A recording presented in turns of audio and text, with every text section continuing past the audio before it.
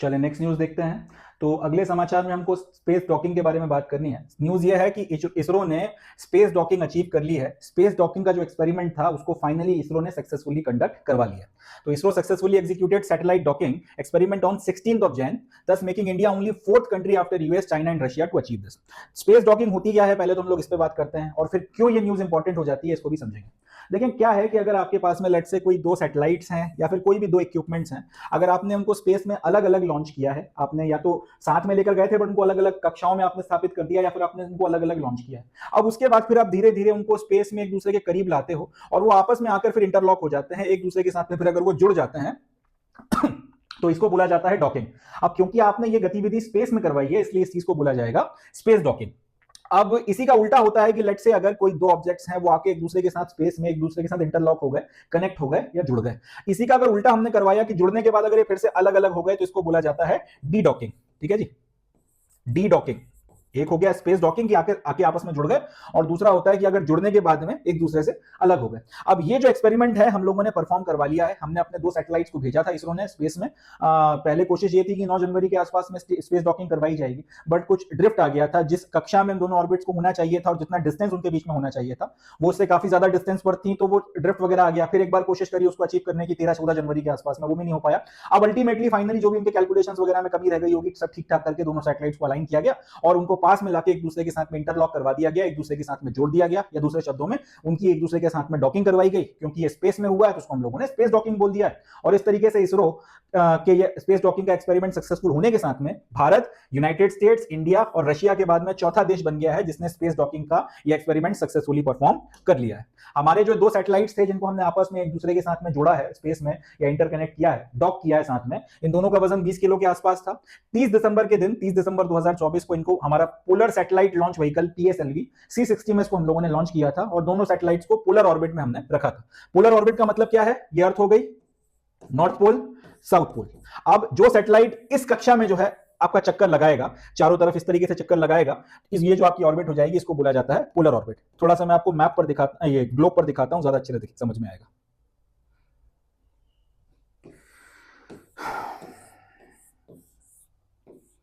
इसको ऐसा रख देते हैं यहां पे। तो यहां आपको दिख रहा है नॉर्थ पोल और यहां नीचे इसके जस्ट हो जाएगा साउथ पोल।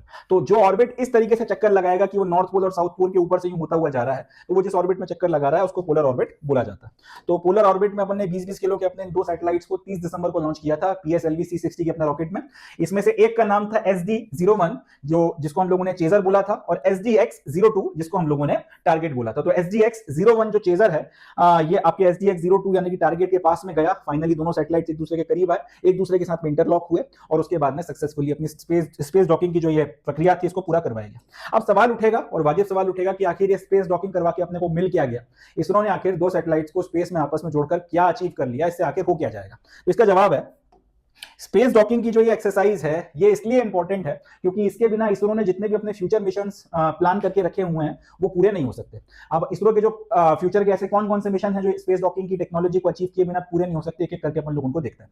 सबसे पहला अपना जो प्लान है या सबसे अभी जो इन नियर फ्यूचर में जो मिशन है वो है चंद्रयान 4, शॉर्ट में इसको अपन लोग C4 बोल देते हैं। चंद्रयान 4 का जो मिशन है इसमें अपनी कोशिश यह है कि हम लोग चांद की जो मिट्टी है और उसके कुछ मिनरल्स या कुछ पत्थर वगैरह के जो टुकड़े हैं, रॉक्स वगैरह, उसको धरती पर लेकर वापस आए और उसके ऊपर फिर हम लोग एक्सपेरिमेंट वगैरह कर सकें।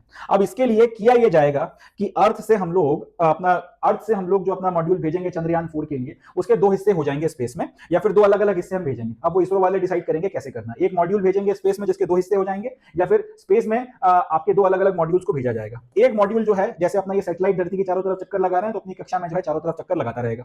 दूसरा मॉड्यूल जो है फिर वो चंद्रमा के पे जाएगा, लैंड करेगा, वहां पे लैंड करके उससे फिर जो भी आपका सॉइल वगैरह है बाकी सारी चीजें वो कलेक्ट करेगा। कलेक्ट करने के बाद में फिर वो वहां से टेक ऑफ करेगा और वापस आएगा। अब ये जो पहले से मौजूद मॉड्यूल था इसके साथ में फिर ये इंटरलॉक होगा, इसके साथ में इसकी स्पेस डॉकिंग करवाई जाएगी। स्पेस डॉकिंग होने के बाद में जो भी ये सामान यहां से लेकर आया है वो सारा का सारा सामान या जो भी आपके सैंपल्स हैं वो पहले वाले मॉड्यूल को ट्रांसफर करवाए जाएंगे। और ये जो पहला वाला मॉड्यूल है उसके बाद में फिर इस वाले मॉड्यूल से डी डॉक होगा, अलग होगा और धरती की तरफ फिर वापस आएगा और फिर इसको जो है हम लोग रिकवर करेंगे और इसमें से फिर वो सामान निकाल के जो भी सॉइल और बाकी सारी चीजें हैं उसका एक्सपेरिमेंट किया जाएगा। एक तो पहला ये हो गया। तो चंद्रयान 4 की सफलता इस पर डिपेंड करती है कि हम लोग स्पेस डॉकिंग करवा सकेंगे या नहीं करवा सकेंगे, और अगर स्पेस डॉकिंग करवा सकेंगे तो फिर कितना सक्सेसफुली उस चीज को करवा सकेंगे। एक बार हम लोगों ने टेक्नोलॉजी का डेमोन्स्ट्रेशन कर दिया है डॉकिंग का, अभी डी डॉकिंग की प्रोसेस होगी, कईयों बार इसको रिपीट किया जाएगा, इस टेक्नोलॉजी को पूरी तरह से मास्टर किया जाएगा ताकि चंद्रयान 4 में ये अपने लिए काम आए और डॉकिंग डी डॉकिंग करवा के अपन लोग जो भी चांद से हमको अपने सैंपल्स लेकर आना है उसको लाने में हम लोग कामयाब हो सके। पहला तो ये हो गया। दूसरा ये कि आने वाले वक्त में इसकी मदद से हम लोग एस्ट्रोनॉट्स जो अपना चांद पे भेजना चाहते हैं वो भी नहीं हो पाएगा। हमारी एक इच्छा ये भी है कि हमारे एस्ट्रोनॉट्स जो है वो भी चांद पे जाएं और वहां पे फिर हम लोग जो भी अपना अपना एक स्पेस स्टेशन भी बनाने की अगर प्लानिंग है, अपनी स्पेस कॉलोनी बनाने का भी अगर एक बहुत आप फार फ्यूचर की बात करें, अगर हमारा एक महत्वाकांक्षा है तो उसको पूरा करने के लिए भी स्पेस डॉकिंग इंपॉर्टेंट है। तीसरी चीज स्पेस डॉकिंग इसलिए इंपॉर्टेंट है कि हमारी इच्छा है आने वाले 10 से 15 सालों में हमारा खुद का एक स्पेस स्टेशन बन जाए। अब ये जो स्पेस स्टेशन है ये बहुत बड़ा होगा, इसमें इंसानों के रहने की व्यवस्था करनी पड़ेगी, आपके काफी सारे एक्सपेरिमेंट्स परफॉर्म करवाए जा सके, उसके लायक स्पेस आपको चाहिए। अब इतना बड़ा जो आपका एपरेटस है, इतना बड़ा जो सारा सामान है, या इतना बड़ा जो स्पेस स्टेशन, यहाँ से एक सिंगल ऐसा स्पेस स्टेशन बनाकर आप लॉन्च नहीं कर सकते। आपको अलग अलग उसके जो टुकड़े हैं उनको अलग अलग वक्त पे लॉन्च करना पड़ेगा और एक के बाद एक फिर आप उनको आपस में इंटरलिंक या इंटरलॉक कराते चले जाओगे। दूसरे शब्दों में उनकी स्पेस डॉकिंग कराते चले जाओगे और उसकी मदद से फिर आप पूरा का पूरा जो स्पेस स्टेशन है उसको स्पेस में बनाकर तैयार करने का प्लान कर रहे हो। तो ये सारे एक्सपेरिमेंट जो है, चंद्रयान 4 हो गया, एस्ट्रोनॉट्स को भेजना हो गया, वहां से उसका आपका जो भी लूनर सॉइल्स या लूनर सैंपल्स वापस लाने की बात हो गई, हमारा स्पेस स्टेशन हो गया, ये कुछ भी नहीं हो पाएगा अगर स्पेस डॉकिंग नहीं परफॉर्म करवाई गई और अगर इस टेक्नोलॉजी को अच्छे से डॉकिंग डी डॉकिंग दोनों की बात कर लेते हैं, अगर इसको मास्टर नहीं किया गया तो उस चीज को ध्यान में रखते हुए स्पेस डॉकिंग की जो ये प्रोसेस है इसके ऊपर इतना ज्यादा फोकस किया गया है, इसको इतना ज्यादा इंपॉर्टेंस दिया जा रहा है। चले आगे बढ़ते हैं। ये हो गई ये वाली न्यूज, स्पेस डॉकिंग क्यों इंपॉर्टेंट है। अब हम लोग नेक्स्ट न्यूज देखते हैं।